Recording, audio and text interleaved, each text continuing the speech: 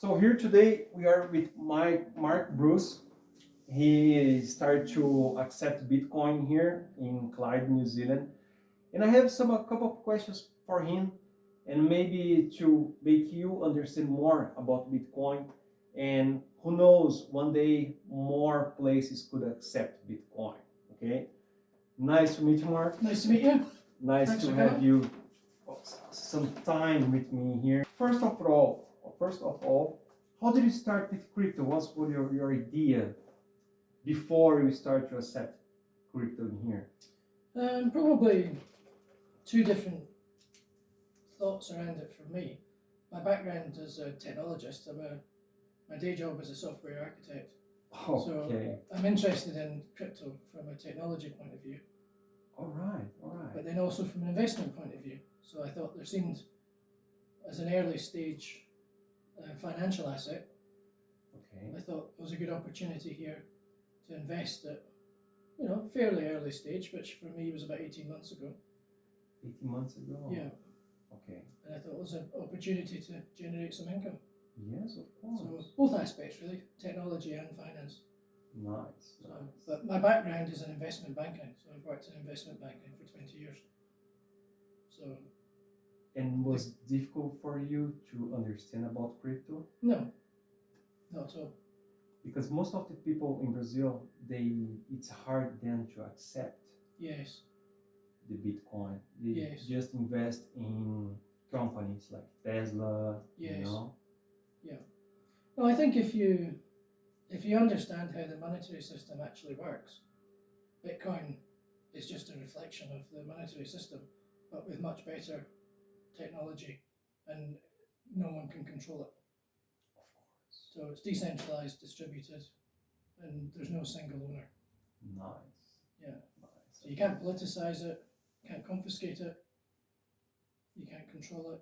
It's probably the cleanest financial instrument that's been invented, I think. It's the money, it's the coin of the people, right? It is, very much so, yep. Second question is, how was it difficult for you to change your website to adapt to receive crypto as a way of payment? How was the cost? Not particularly difficult, but that's because of my background in software. Okay, so you did it by yourself. Yes, so I did it, yeah. Nice. Yeah. And I realized that you have Coinbase as exchange. Yes, so I'm using Coinbase Commerce. Do they charge a fee for any payment? That 1%. 1%. Yeah. And in how many days you're going to receive in your bank account the fiat? So, well, I don't convert it to fiat. I don't want the money. I want the crypto. If you buy Bitcoin, never sell. Never sell. No. That's a good one. No. If you want to trade, sell, convert, then use other coins. For me, Bitcoin's an investment, and for Clyde Cinema, it's an investment. So the Coinbase wallet belongs to Clyde Cinema Limited. So any Bitcoin that's paid to Clyde Cinema will remain in the Coinbase wallet. Okay. Yeah. But if you have to transfer that money, do you see any issue? No. I think it's 2 days. 2 days? Coinbase, yeah. Okay.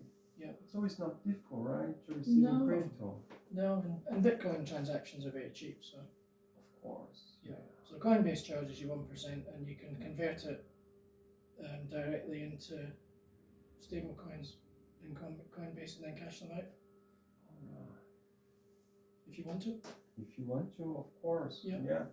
It was really nice you to mention that, because people sometimes they only think about the money, right? Yeah. The fiat money, not just to invest. Yeah. As you had some kind of experience like an investor, yes. Right? Yes. You see Bitcoin today just not money, just not money is a way to invest in something. Uh-huh. That's the coin of the people. Yeah. Nice. Yeah. I think Bitcoin as a transactional currency will be more effective when the Lightning Network comes to New Zealand.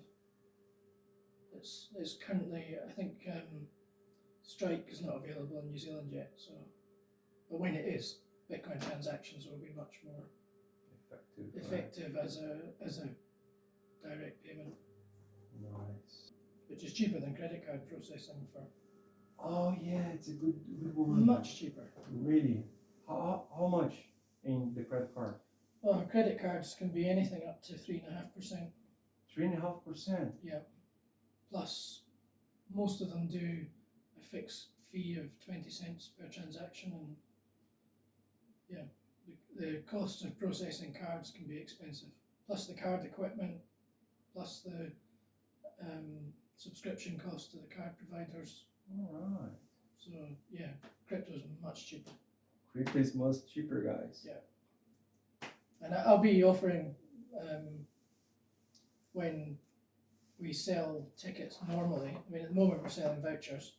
The new system, you'll be able to buy anything in the cinema with crypto, and there won't be any charges, no booking fees, no card charges.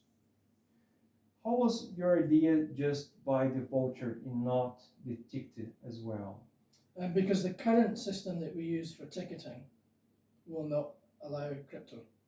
Really? But I'm building my own system, my own cinema management system, which will accept crypto.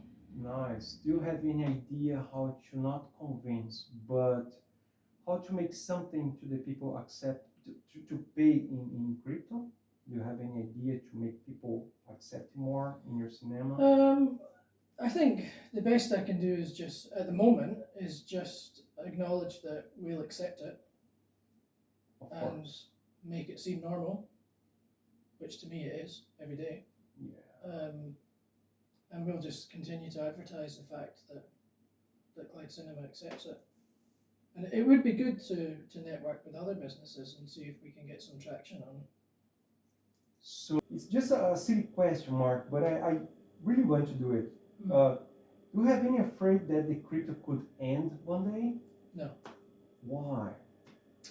I think Bitcoin it's a standalone entity. You can't control it. China banned it 3 months ago. Yeah. And within 3 months, so China was doing 60% of Bitcoin mining around the world 3 months ago.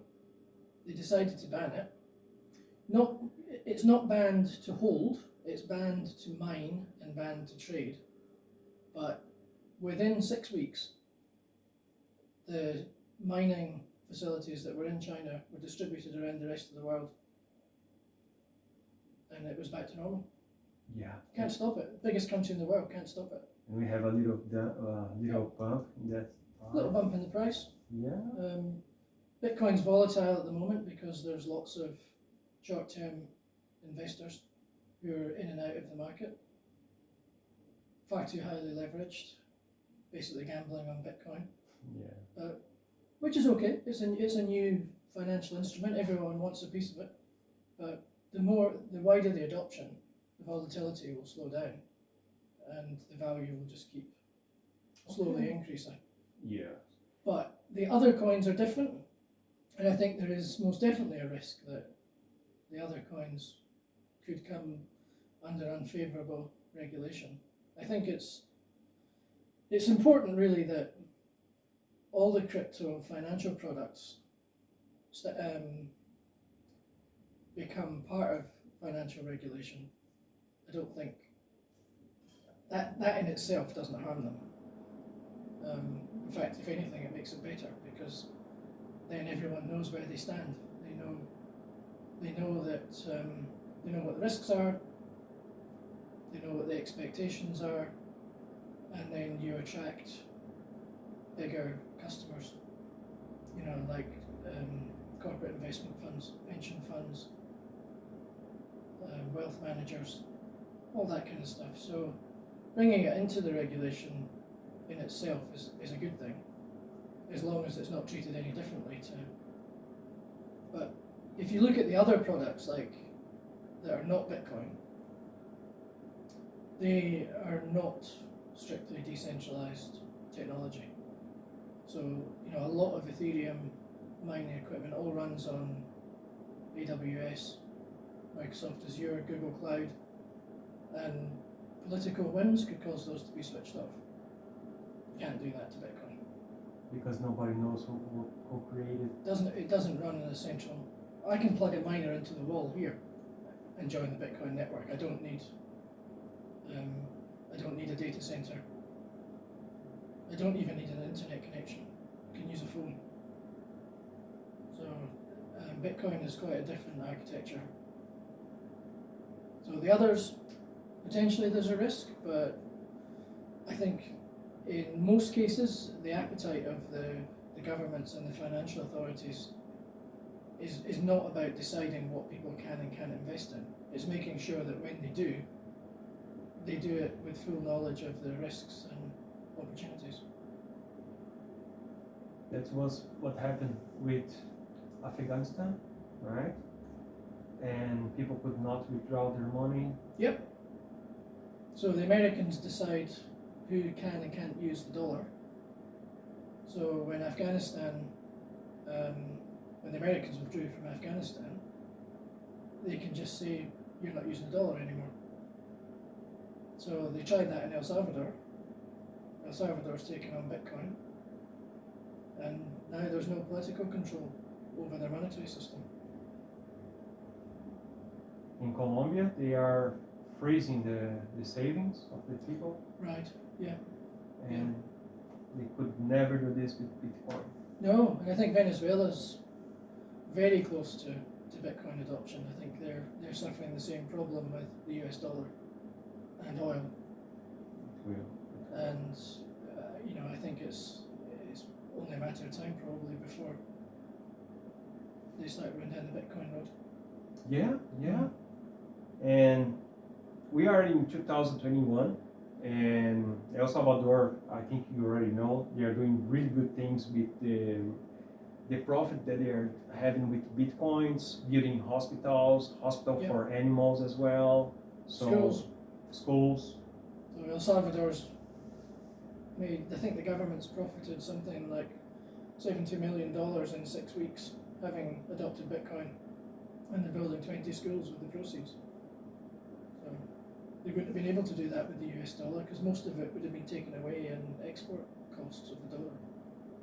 And New Zealand is always have a good way to see the problem or open mind, and maybe New Zealand could have more places to accept Bitcoin, or people like you to accept Bitcoin in their business. Would be so nice to see here. Okay, I don't want to take much of your time. Sure. Do you believe in Shiba? One day accept Shiba in your... No. No? No, Shiba doesn't have any value. No. It's fun to play with.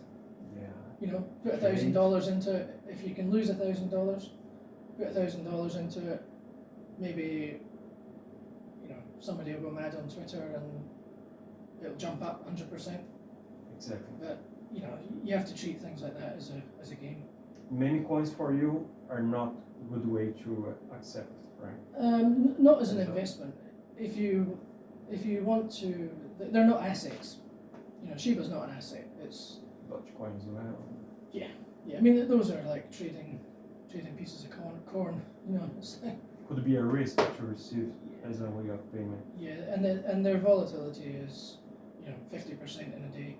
Yes. It's not up and down. So maybe as a direct exchange, so you could take Shiba and then just convert it straight away.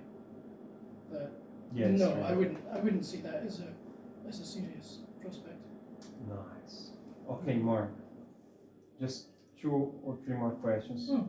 Do you have any, how can I say this in English? Do you have any message to the people who is thinking to accept Bitcoin as a way of payment here in New Zealand or whatever other places in the world? If you could look at the camera and just say it. Yeah, I think. I mean, my thinking around Bitcoin is just providing that freedom, detaching yourself from political money. Even in New Zealand, the money supply is at the whim of the the government. And I think it's just time to move on. You know, technology is adopted. You know, this kind of technology is growing massively all over the world, and at quite a pace. So I would say, from an investment point of view, it's great for your business. From a cost of sales point of view, it's great for your business. And from a political perspective, it removes political risk from your business's capital. And it's coming, whether you like it or not. It's going to happen. So now's the time to do it, for sure. This is Mark Bruce. Thank you so much for your time. I really enjoyed to be here You're with welcome. you. Good to meet you. Thank you so Good much. luck. That's it, guys. It's coming. There is no way to give our back, okay, to this technology that's every day is growing. People are knowing about it, and let's see, just understand what's going on in the world right now. Thank you very much, and see you next time. That's all, Mark. Cool. I really appreciate your time. It was really nice, your information and everything.